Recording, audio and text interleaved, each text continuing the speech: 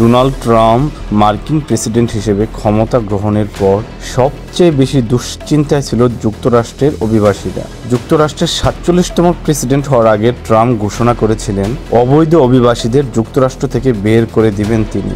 অবশেষে হলো তাই। ২ মেতে প্রেসিডেন্টের দায়িত্ব নিয়েই অবৈধ অভিবাসীদের নিজ দেশে ফেরত পাঠানোর কার্যক্রম জোরদার করেন তিনি। পূর্ব ঘোষিত সিদ্ধান্ত অনুযায়ী অবৈধ বাংলাদেশি অভিবাসীদের ফেরত পাঠাচ্ছে ট্রাম্প প্রশাসন। শুক্রবার অভিবাসী বাংলাদেশিদের বহন করা প্রথম ফ্লাইট ঢাকায় অবতরণ করবে। ঢাকার একাধিক কূটনৈতিক সূত্র বিষয়টি নিশ্চিত করেছে। ট্রাম্প প্রশাসনের নির্দেশে বিশ্বের অন্যান্য দেশের মতো বাংলাদেশি অবৈধ নাগরিকদের ফেরত পাঠাচ্ছে যুক্তরাষ্ট্র।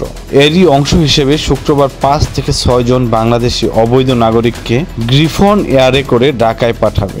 গ্রিফন এয়ার মূলত মার্কিন সামরিক বাহিনীর জন্য চার্টার পরিষেবা প্রদানকারী একটি আমেরিকান বিমান সংস্থা।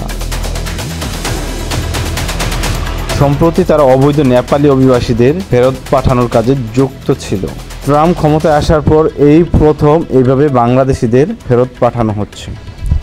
মুসান্না Sakib, the New Nation, Dhaka.